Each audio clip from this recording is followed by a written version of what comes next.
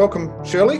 We've got Professor Shirley Alexander here from University of Technology, Sydney, and Shirley is the Deputy Vice-Chancellor, Education and Students down there. And Shirley has been very gracious to spare us a bit of time to talk through just a few of the questions we have for us. So, Shirley, in your current role, what is your influence over where you're taking the university in terms of technology-enhanced learning? So I see my role as being first and foremost about developing a vision and a strategy for learning, and the technology follows that vision. So what I think is somewhat unique about this approach is that we're really focusing on what do students need to do in order to learn. And then how do we use technology to support what it is that students need to do in order to learn. I know others take an approach where they focus on what the teachers do and therefore what technologies the teachers need. But at UTS, our focus is really on what students need to do in order to learn and what technology will support that. What activities do they need to engage in order to help them understand what they're learning and what technologies support that.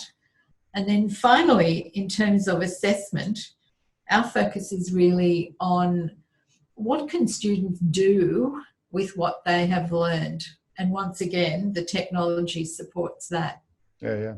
Okay, so what's your vision of where you think technology is going to be for universities in 3-5 years' time?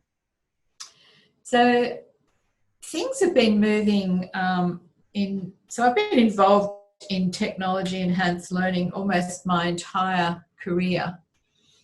And it's been evolving slowly, but I think COVID is a game changer. It's become much more acceptable to use technology. But what I hope we're going to get out of this period is a sense of what really works well online and with technology and what works best face-to-face. Now, it's interesting, I spend a lot of time talking to students, and one of the things that our future will depend on is how well students will understand learning of itself. Because my experience with students who are out of high school, they tend to equate their experience in learning with how many hours they are in front of a live human being. And they've been complaining, some of them have been complaining to me about having to watch videos instead of having a live person. However, this is quite complex because when I look at our occupancy data for our classrooms, many lectures have at best a 15% attendance rate. And so there are certain kinds of learning activities that students just don't go to. But they haven't, by and large, they haven't really quite understood that, but they are making a decision. Is the investment of time in this going to be worth my while? And if it's not, they're not attending.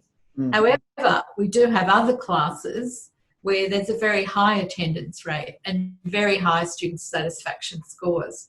Yes. So we've been spending a lot of time really getting to understand what are those teachers doing that's different. And it's active learning. So I think we'll be able to use this period as a game changer both for staff and for students in terms of our really deeper understanding of what works well using technology and what you need to do face-to-face. Yes, cool. So where do you think things like the LMS will be? Well, I've actually been saying for a while that I think there's going to be a step change. There has to be a step change in learning management systems in the future.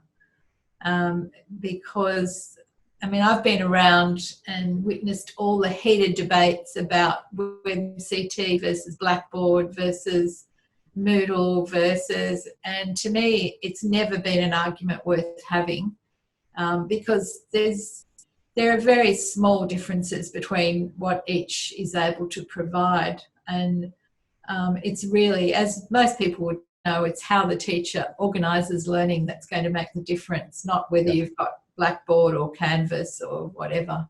Yes. But anyway, that's where we're at. So one of the words in the title of ACODE is the word open. So what opportunities do you see for higher education, technology enhanced learning there to democratise education? So this is probably going to be a controversial statement, but I don't think higher education is going to survive unless we take advantage of the opportunities through open education. And this is something I've been saying in speeches even before COVID. The cost of higher education is significant. It keeps increasing, and we just simply cannot afford to keep doing things the way that we have. So student debt in Australia is about $65 billion. And of that, 25% will not be repaid. In the US, it's $1.6 trillion.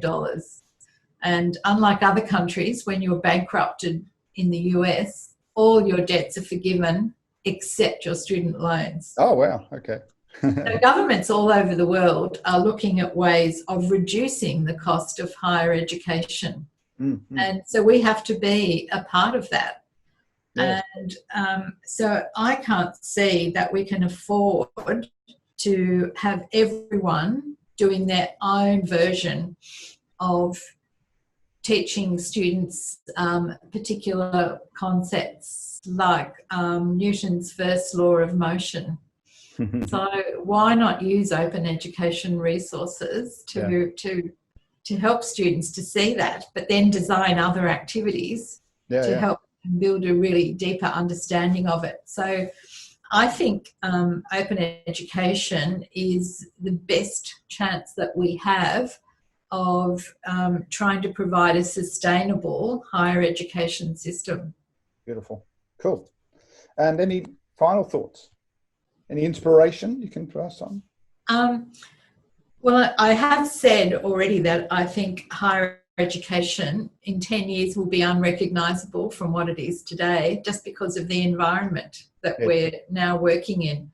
I used to be fond of opening the speech with a statement by, I think he was the president of Harvard, who said, things happen more slowly than you think they would, and then they happen faster than you think they could. And we're at that moment. Yes, cool. Well, thanks so much, Shirley. Pleasure, Michael. Fantastic. And hope to see you at next year's LTLI. Yes, great. Okay. Let's hope we can meet face to face again. Absolutely. Yeah. I'm pretty sure we're safe up in Malula on the Sunshine Coast there. Yes. Anyway, thank you so much. Okay, thanks, Michael. Bye. Bye now.